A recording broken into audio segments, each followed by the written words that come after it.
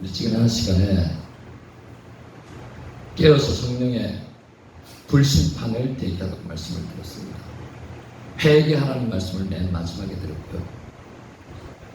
성령의 불, 심판의 불, 이제 곧 성령의 불은 내렸고 지금도 내리고 있고요. 심판의 불이 임할 겁니다.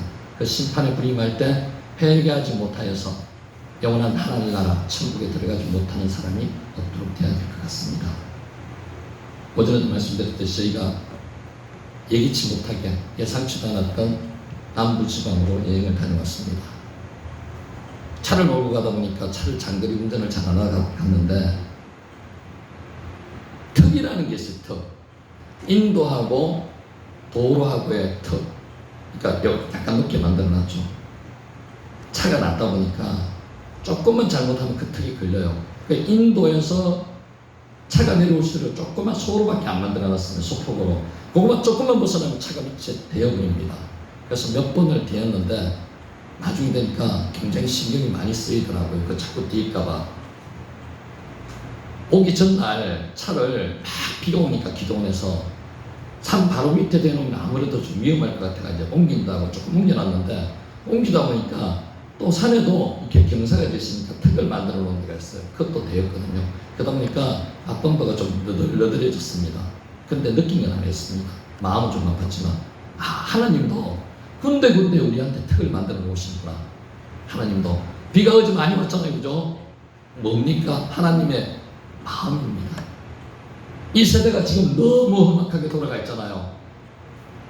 자연 앞에서 장사가 없습니다. 자연 앞에서는 다 순종을 할 수밖에 없어요. 아무리 과학기술이 뛰어나고 발전을 한다 하더라도 자연을 이길 수 있는 체가는 없습니다. 하나님께서 말씀하세요. 너희들 피조물이야.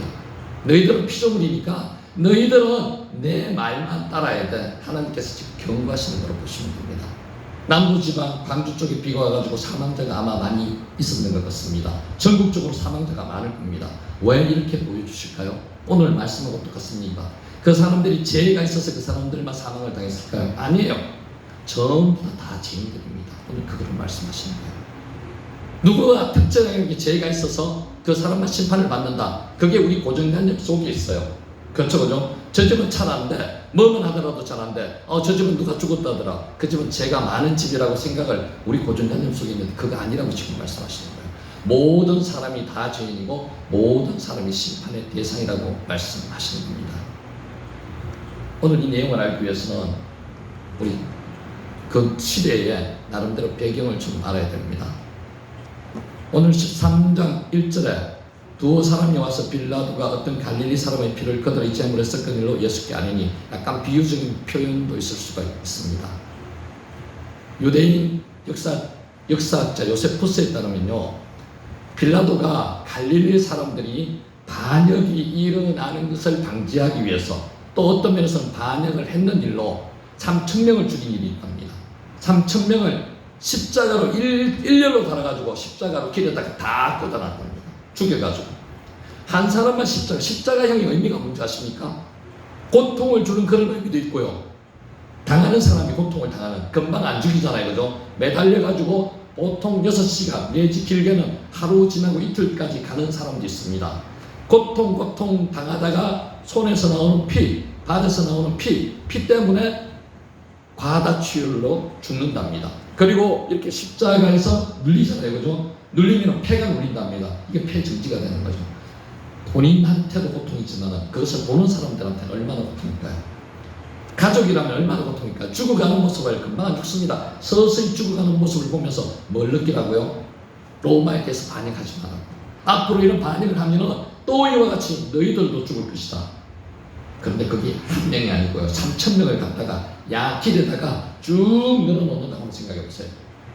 살벌하죠. 엄청납니다. 피 비린내 냄새, 살 썩는 냄새, 그게 며칠 동안 걸려있다고 생각해보세요. 이런 일을 빌라도가 했답니다. 성경에는 안 나오지만 역사학자들이 증언을 하고 있어요. 근데 요세푸스가 조금 과하게 이야기하는 경우도 있겠지만 두 번을 그랬다는데 한 번은 3,000명, 한 번은 2만 명을 그랬대요. 이게 우리가 하나님을 제사 지내는 유대인들이 제단에다가 어린 양을 제물로 바치듯이 사람 3,000명, 2만 명을 죽여가려고 재물 바치듯이 바친 그 사건을 지금 이야기하는 겁니다. 그런 사람들이 과연 그 사람들이 죄가 있어서 그 죽었느냐? yes or no? 아니라는 거죠. 그 사람들이 죄가 있어서 죽었는 게 아니고요. 반란을 일으켰기 때문에 누구라도 그렇게 될 가능성이 있다는 겁니다. 또 뒤에 말씀 하나 더죠. 갈릴리 사람들이 죄가 돼 있어가지고 그런 게 아니다라는 말씀이고요. 회개하지 않냐면은 이와 같이 누구든 망한다고 말씀하시는 겁니다. 두 번째 예를 들었습니다. 실로암 망대가 무너져서 치어 죽은 사람 18명이 있었답니다. 예루살렘에 거한 다른 모든 사람들보다 이들이 죄가 더 많아서 그렇게 죽었냐고 지금 예수님께서 질문하시는 거예요. 아니라는 거죠. 이 사람들이 죄가 많아서 그런 게 아니고 모든 사람이 죄인인데 사고로 죽었다는 겁니다. 물론 학자에 따라서는 이 부분을 이 사람들은 빌라도가 성전에 있는 돈을 가지고 이 사람들 싹을 줬기 때문에 이 사람들이 그 죄 때문에 죽었다는 그런 해석도 하는 경우가 있는데요. 여기에 문맥을 봐서는 그렇지 않습니다. 이 사람들이 죄가 있어서 죽었는 게 아니고요. 사고로 죽었다는 겁니다. 그거 한번 아셔야 돼요. 실로암에 아까 우리 실로암 노래 불렀죠. 그죠? 실로암의 연못입니다. 실로암은 인공 연못이라고 생각하시면 돼요. 실로암에서 한 533km 정도, 533m 정도 떨어진 533m 성이 예루살렘 성이 있으면 성 바깥에 물의 권연이 샘이 있어요. 성 안에는 샘이 없었답니다. 그 샘 이름이 기혼샘이래요. 그런데 예루살렘 성의 문제가 뭔가 하면은 언덕 위에다가 산 위에다가 산 꼭대기에다가 성을 지어놨거든요. 그러다 보니까 외적들이 침입을 못하는 거예요. 그런데 단 한 가지 문제가 뭔가 하면은 샘이 성 밖에 있는 거예요. 그러면은 외적들이 침입을 하면은 외적들이 침입을 해서 이 샘을 점령을 하면은 완전히 안에는 목말라 죽는 거예요. 또 하나 중요한 거는 이 외적들이 그 샘을 자기들이 사용하는 거죠. 그래서 히스기야 왕이 머리를 썼습니다. 히스기야 왕이 어떤 머리를 썼는가 하면요. 이 샘을 성 안으로 끌어들이자 533m의 수로를 놨습니다. 수로를 어떻게 놨는가 하면 굴을 뜨고 놨어요. 굴을. 그때 참 정교하게 놨는 게요. 굴이 시작하는 시점하고 끝나는 시점하고 차이가 533m 차이가 30cm 정도밖에 안 나는데 이해가 가요? 왜 그렇게 적게 만들었는가 하면요. 경사가 급하면 물을 얻는 소리가 나가지고 외적이 안 듣는다는 거죠. 그래서 박혀있는 샘의 뚜껑을 막아버리고요. 수로로 안으로 끌어들였으니까 샘의 근원은 박혀있지만 물은 안에서 있는 거예요. 그게 몇 메타라고요? 533m를 끌고 왔는데 요새 기술로도 안 되는 기술을 사용했답니다. 성을 양쪽에서 뚫을 때 요새 최신의 공법이 그렇게 뚫습니다. 지하도를 뚫을 때 양쪽에서 뚫고 들어갑니다. 뚫고 들어갈 때 조그만 오점이 있으면 어떻게 돼요? 어긋나는 거죠. 그러면 양쪽 다 완전히 못 쓰게 됩니다. 근데 그 당시 어떻게 뚫었다고요? 양쪽에서 뚫고 들어갑니다. 533m를 딱 마주치게 된 거죠. 기술이 대단했죠. 기술도 기술이지만 아마 히스기야 왕이 하나님 믿는 왕이었기 때문에 굉장히 영감이 있었는가 봅니다. 뚫었어요. 뚫어가지고 차이 얼마 뒀다고요? 30cm 차이밖에 안 나요. 시작하는 시점에서 530cm 끝났더니 우리 서서히 있는데 편편하고 우리 안 그러죠. 그죠? 약간의 경사만 넣는 거예요. 참 대단하겠습니다. 그 기혼샘에서 실로암까지 오는 사이에 533m고 실로암에다가 망대를 하나 만들어놨어요. 망대를 왜 만들어놨습니까? 망대는 지키라고 만들어놨습니다. 망대를 세우는데 그 세우다가 사람이 16명이 죽었다는 거죠. 오늘 그 사건이. 그 18명이 죽었는 그 사람들은 누구의 잘못으로 죽었냐? 예수님이 말씀하신 의미는 그 사람들이 죄를 받아가지고 그 사람들이 죽었는 게 아니고 그 사람들은 사고로 죽었다는 겁니다. 그래서 누구보다도 심판을 받았다 그런 개념이 아니랍니다. 누구든지 회개하지 않으면 심판을 받는다. 예수님 지금 그걸 말씀하십니다. 회개는 우리가 한다고 해요. 회개를 원어로 말하면은 메타노이아라고 합니다. 메타노이아가 뭔가 하면은 방향전환입니다. 이쪽 방향으로 가는 거, 이쪽 방향이 어느 방향입니까? 마귀 쪽으로 가는 방향을 전환을 해가지고 예수님 쪽으로 오는 게 이게 회개예요. 메타노이아, 방향전환이며 돌아오는 거예요. 죄가 뭔가 하면요, 하말티아라고 그러거든요. 하말티아는 관역에서 빗나간 걸 하말티아예요. 우리의 관역은 어디예요? 하나님께서 직접 하나님께로 나가는 게 우리가 방향입니다. 이 방향에서 이렇게 가는 게 죄예요. 하나님을 벗어나면 죄라는 거죠. 그러니까 회개는 벗어나는 것을 원상태로 돌아오는 거예요. 하나님 방향으로 돌아오는 거예요. 하나님 방향으로 돌아오는 박은경 장로님께 감사를 드립니다. 축하를 드립니다. 잘 돌아오셨어요. 이게 영혼 구원이에요. 영혼 구원이 딴 게 아니고, 우리가 한번 생각해 보세요. 우리가 나중에 두 가지 죽음이 있다 그랬잖아요. 그죠? 내 개인적인 종말이 있습니다. 내가 생명을 다해가지고 죽는 거. 전 세계적인 종말이 있어요. 노아의 호수처럼 이제 불심판이 임합니다. 그 심판이 임할 때 다 나름대로 심판의 자리로 갑니다. 그런데 어느 사람은 천국으로 가고 어느 사람은 지옥으로 갔대. 예수님 믿는 사람은 천국으로 갑니다.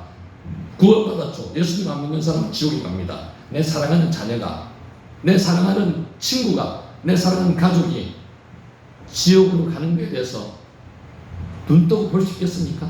그것을 하지 말자는 게 영혼 구원입니다. 그러니까 우리가 하나님에서 베풀어 주신 그 구원, 그 구원에 엄중한 책임을 느끼는 거죠. 나만 구원받았으면 안 되는 거예요. 같이 구원받는 거예요. 뭘 하면 안 된다고요? 회개를 해야지만이 이제 주님 앞에 돌아온다는 거예요. 회개가 두 가지가 있습니다. 회개는 마음으로 하는 회개가 있어요. 마음을 먹어요. 잘못했습니다. 주님, 어제 누구랑 말다툼을 했고요. 제가 참아야 했는데 못 참았습니다. 용서해 주세요. 제가 그 사람 미워했습니다.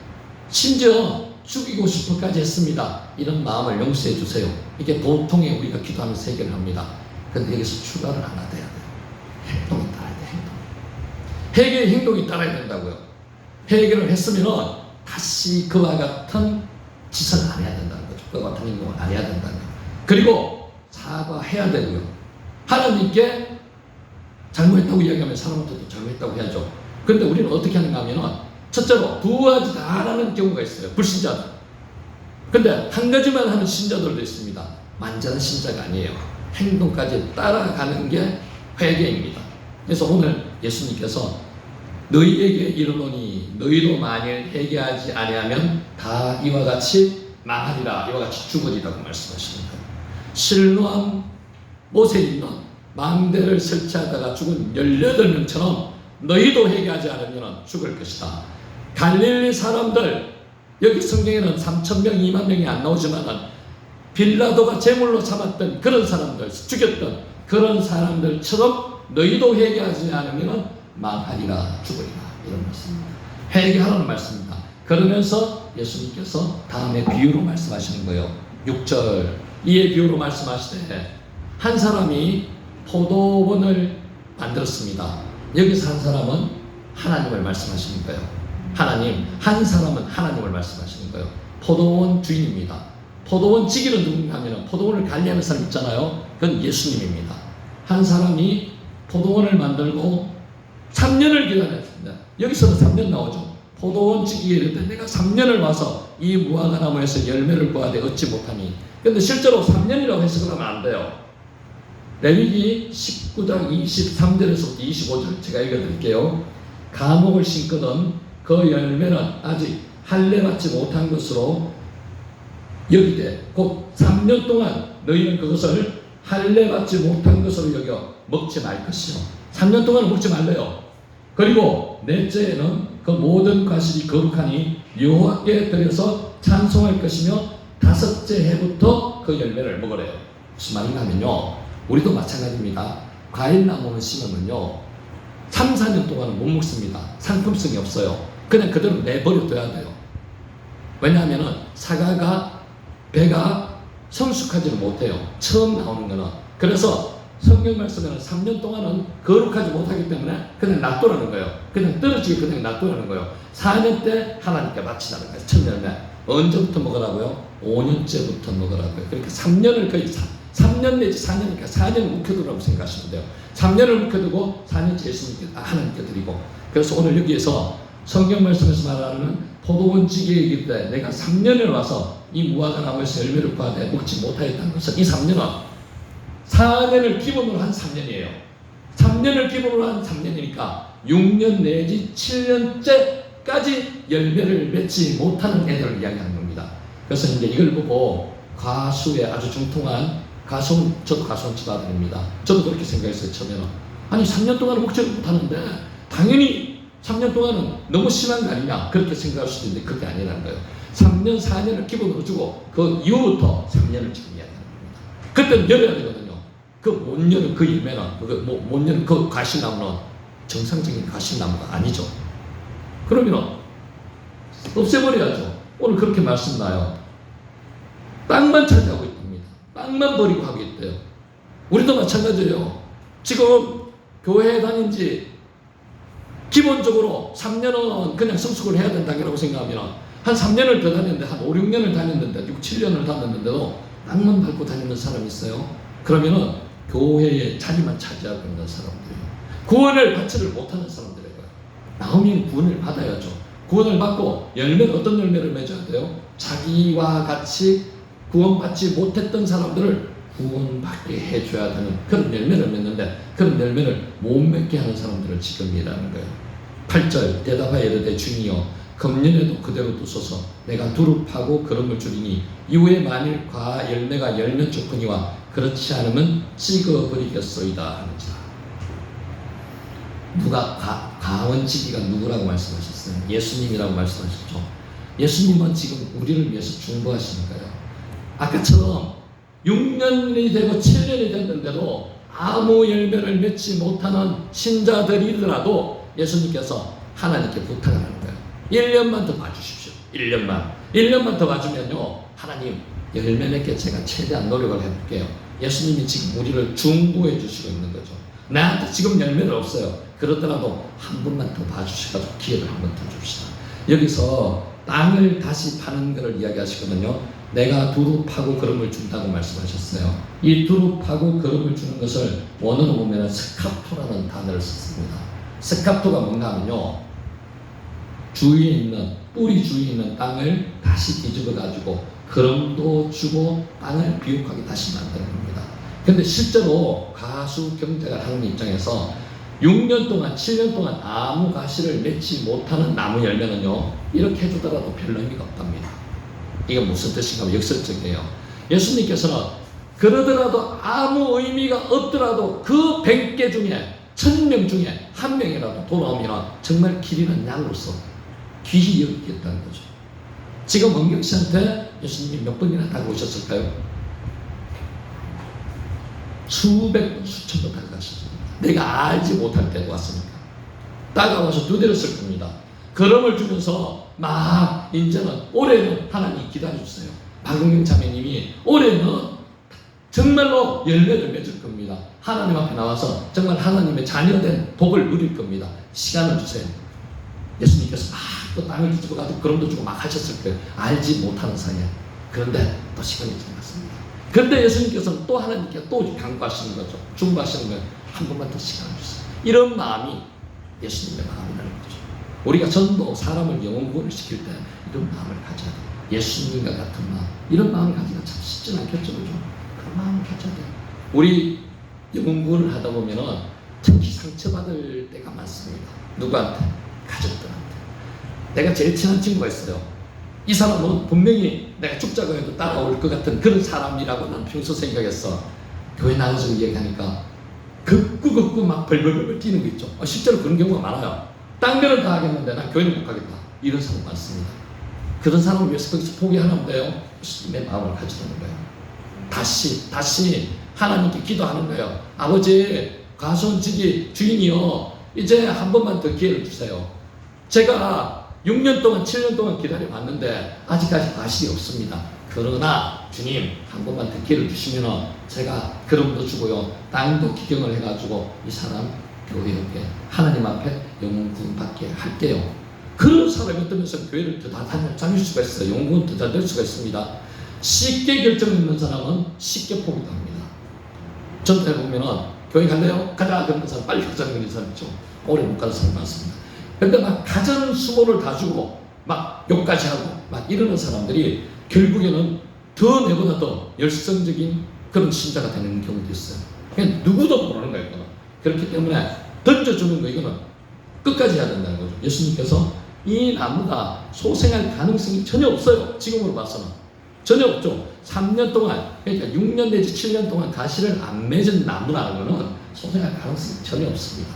전혀 없는 이 여기에다가도 거름을 주고 예수님께서 관리를 해주시면 된다는 거죠. 지금 오늘 열매는 오해하시면 안 돼요. 오늘 열매는 제가 이때까지 이야기하는 것은 영구의 열매를 이야기하는 영구 말고 회개의 열매를 이야기하는 거죠. 회개를 안 하는 사람을 회개를 예수님께서 촉구로 계속 하시는 거예요. 열매하면 우리가 제일 잘 생각나는 게 성령의 열매가 있습니다. 열매, 성령의 은사도 있고요. 그래서 우리는 오해하기 쉬운데 말 나온 김에 한 번 말씀드릴게요. 성령 충만이라는 말이 나옵니다. 성령 충만. 삼위일체 하나님이죠. 성부 하나님, 성령 하나님, 성자 하나님, 성령 하나님 세 분이 계세요. 한 몸입니다. 공동체입니다. 세 분이 공동체예요. 그래서 보좌가 성부에 가면 하나밖에 없습니다. 보좌가 하나예요. 우리가 생각하는 그런 차원이 아니에요. 그러니까 세 분이 한 분이신 단수입니다. 한 분이신 하나님인데 이 성령 하나님이 내재해가지고 충만한 게 성령 충만이거든요. 성령 충만은 두 가지 의미가 있습니다. 겉으로의 성령 충만이 있고요. 속으로의 성령 충만, 두 가지가 합쳐져야지 성령 충만이에요. 속으로의 성령 충만은 뭔가 하면 성령의 열매가 충만해요. 성령의 열매가 사랑과 희락과 화평과 오래 참음과 자비와 양성과 충성과 은유와 절제, 이 9가지가 마음속에 충만한 상태, 그게 성령 충만입니다. 은사하고는 상관이 없어요. 그런데 외재적인 성령 충만은 은사입니다. 방언의 은사부터 시작해가지고 예언과 통변의 은사, 영분별하는 은사, 지혜 지식의 은사, 그리고 믿음과 병 고치는 은사와 능력 행함의 은사, 9가지 은사가 있어요. 이 은사가 이건 겉으로 나타나요. 그렇기 때문에 외부적으로 성령 충만한 게 나타나는 거죠. 그런데 보통 보면 우리가 성령 충만이라고 이야기하면 외부적으로 나타나는 이 은사, 9가지 은사에 대해서는 성령 충만이라고 하는데 이 성령 충만은 열매가 더 중요합니다. 열매가. 이거는 내가 강구한다고 해가지고 100% 주시는 건 아니에요. 하나님 주실 수도 있고 외부적인 성령 충만 안 주실 수도 있습니다. 그런데 내부적인 성령 충만은 성령님께서 인정을 하시면 성령 충만이 옵니다. 기도를 했는데 마음이 평안해집니다. 기도에 응답이 있는 성령 충만입니다. 성령 충만이에요. 남들이 볼 때는 지금 환경이 악한 환경이고 막 비가 오고 천둥이 치고 굉장히 힘들어요. 저 집에 왜 저래? 집안 사정이 왜 저래? 무슨 아까 여기 이야기인데 저주를 받았나 봐, 심판을 받았나 봐. 내한테는 평안함입니다. 성령 충만. 성령님께서 나와 함께 계시기 때문에. 그러니까 성령님께서 나한테 인정을 하시면 성령 충만한 상태가 돼. 내재적으로. 이게 더 중요한 거예요. 그게 밖으로 드러나는 게 아까 이야기했던 거. 성령의 9가지 은사가 나타나는 성령 충만이 된 거예요. 그래서 성령 충만 이야기하는 거는 우리가 말하는 거는 내부적인 성령 충만을 생각 안 하고 외부적으로만 생각하는데 아닙니다. 내외가 한꺼번에 되는 게 성령 충만이라고 말씀을 드리는 거죠. 앞에서 다시 돌아가면 성경에도 어떤 이야기가 나오는가 하면요, 죽는 경우가 많이 나와요. 성경의 이야기가 죽고 살고 낳고 이런 이야기가 대개입니다. 자, 가인과 아벨이라는 사람이 살았어요. 창세기 때 아담의 아들입니다. 아담이 범죄를 해가지고 에덴 동산에서 쫓겨나가지고 살아서 낳은 아들이, 첫째 아들이 가인입니다. 둘째 아들이 아벨이고 두 아들이 제사를 드렸습니다. 제사를 드렸는데 가인은 곡식으로 제사를 드렸고요. 아벨은 양으로 제사를 드렸습니다. 가인은 농사짓는 사람이었고 아벨은 목축하는 사람이었습니다. 그래서 자기가 가장 잘 지은 농산물로 제사를 드렸는데 중요한 것은 가인은 자기 온몸과 마음과 뜻을 다해서 제물에도 쫓지 않고 그냥 근성으로 제사를 드리는 것 같고요. 아벨은 어린 양을 잡아가지고 마음과 뜻과 정성을 다해서 예배를 드렸습니다. 우리도 마찬가지죠. 예물을 드릴 때 그냥 내가 가진 돈에 얼마를 그냥 드린다는 이런 개념은요, 예물로서 하나님께서 기뻐하지 않으세요. 내 있는 정성을 다해가지고 예물을 드리는 거죠. 예를 들면 이래요. 예물을 미리 준비를 해놓습니다.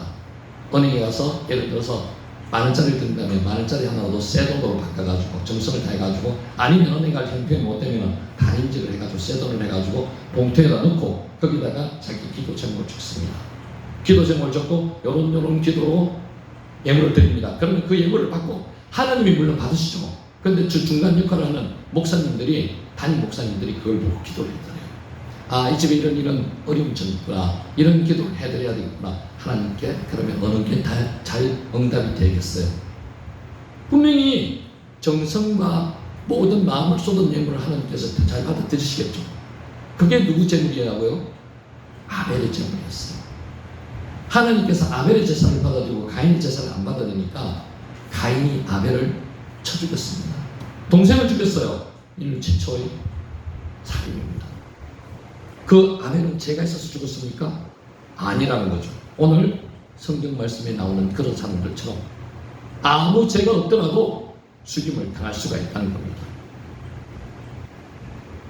또 세상에 이런 경우가 있었습니다. 요시야 왕이라는 왕이 있었어요. 유다 16대 왕인데, 이 왕은 우리나라 조선으로 말하면 영정조 때 왕이라고 생각하시면 됩니다. 중흥기였잖아요. 실제적으로 조선이 가장 발전했던 단계가 영조, 정조 때입니다. 영조보다 정조를 더 치죠. 가장 부흥 발전할 때예요. 유대에 20명의 왕이 있었는데요, 16대 이 요시야 왕 때가 가장 발전했던 시기라고 보시면 됩니다. 히스기야 왕 다음입니다. 히스기야가 13대고 이게 16대거든요.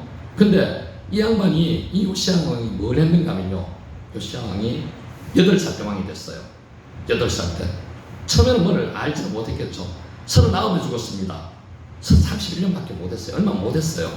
31년밖에 못했는데도 이런 굉장히 많이 했습니다. 첫째로 하나님 기뻐하시는 일 했습니다. 우상을 완전히 싸게 없애버렸습니다. 전국에 있는 우상을, 산당, 우상, 이럴 성신을 대해서 우상인가 이때까지 말했거든요. 다 없애버렸습니다. 그리고 하나님 기뻐하시는 일을 했는데 6월절을 지켰습니다. 이스라엘 민족이 6월절을 지켰는 게 생각보다 많지 않습니다. 이 양반이, 이 요시야 왕이 5번째로 6월절을 지켰어요. 하나님이 기뻐하시는 자죠. 그런데 이 사람이 언제 죽었는가 하면요, 39세 때 사망을 했는데, 아주 우리가 보면 하나님이 지켜주셔야만 될 어떤 그런 상황. 애굽에 너보 왕이라는 왕이 아수를 치러 올라오다가 이게 가서 싸움을 했는데, 전쟁을 했는데 여기서 죽어버렸습니다. 아주 하나님께서 기뻐하시는 왕이고 하나님께서 정말로 중히 여기시는 왕이라면 그렇게 안 해야 되잖아요. 자기 죄로 죽었습니까? 아니요. 하나님께서 사명이 낫다고 하는 거죠. 하나님 앞에서의 죽음은요, 심판이 아닙니다. 이런 사람들 사명이 다 있는 거죠. 사명이 다 있는 거예요. 그러니까 개인적인 종말이 왔다고 이야기하는 사람들은 저주를 받아서 그런 게 아니라고요. 어떤 사람들 보면은 암에 걸려가지고 30대 때 20대 죽는 사람이 있습니다. 그러면은 우리는 쉽게 생각하기를 저 집에는 조상들이 무슨 저런 잘못을 많이 해가지고, 아버지 어머니가 무슨 잘못을 많이 해가지고 빨리 저렇게 요절하라고 이야기하는데 그렇지 않습니다. 하나님께 사명이 다 돼가지고 죽었는 사람들이라고 합니다.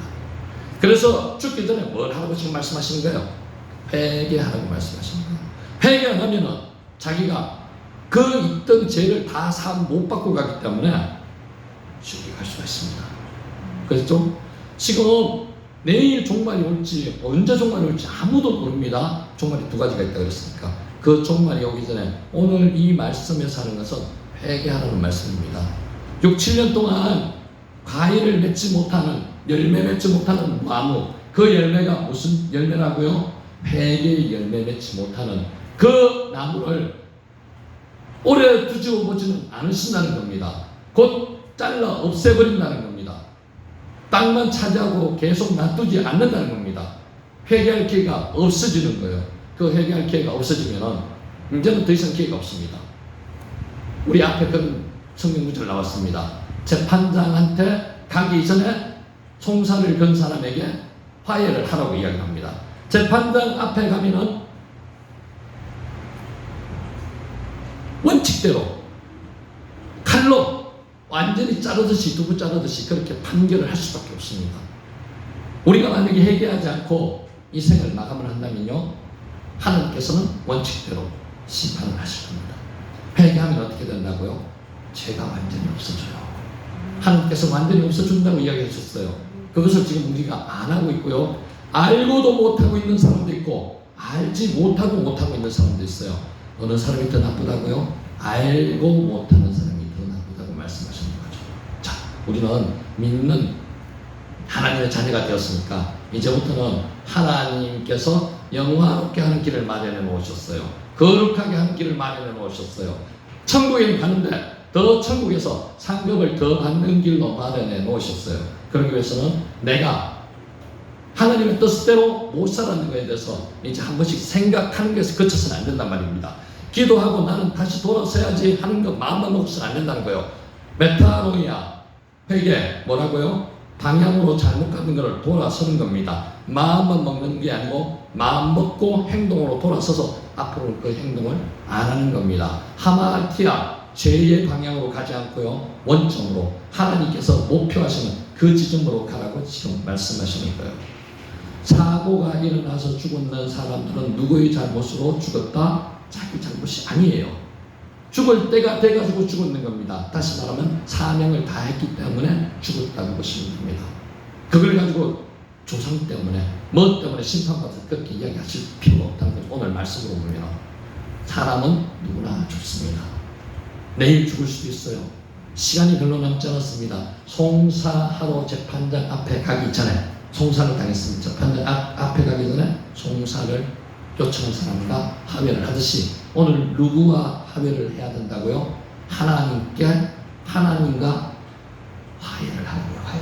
하나님 앞에 죄를 고백하고 하나님께서 사해 주시기까지 죄를 사해 달라고 간구를 해야 되는 거예요. 하나님은 사랑의 하나님이시기 때문에 어떤 죄를 짓고 오더라도 용서해 주십니다. 우리 지난번에 말한 게 있죠. 살인죄를 지었더라도 용서해 주십니다. 그런데 정죄하는 사람이 있어요. 거기까지도 안 하고 정죄하는 사람이 있어요. 내 죄는 해결 못해. 내 죄는 하나님께서 용서해주지 못할 거야. 그거는 다 먹고요. 어리석은 자입니다. 하나님께 앞에서는 용서 못할 죄가 하나도 없습니다. 용서 받으셔야 돼요. 고집 부리지 말고 빨리 용서 받으시라고 오늘 이 말씀을 주셨습니다. 이제는 나만 용서 받는 게 아니고 내 가족까지도 구원받고 용서 받으라고 말씀하시는 거예요. 왜 자꾸 죄에서 얽매여서 합니까? 왜 모든 사람들이 나를 싫어할 것이다, 모든 사람들이 나를 미워할 것이다, 혼자 외골수적으로 생각하시지 말아요. 성경 말씀대로 죄는 도와될 것이고 하나님께서는 죄를 이제는 더 이상 죄라고 인정하지 않으실 겁니다. 그를 우리한테 하라고 지금 말씀하시는 거예요. 누구만 믿고 따라가는 거예요? 하나님 믿고 따라가는 거예요. 유대인들에게 참된 회개의 필요성을 그도 강조하기 위해서 이 비유를 말씀하시는 겁니다. 참된 회개는 심정의 변화만 있는 게 아니라고 말씀드렸죠. 행동까지 같이 변화해야 한다는 게 참된 회개라고 말씀을 드렸습니다. 예수님의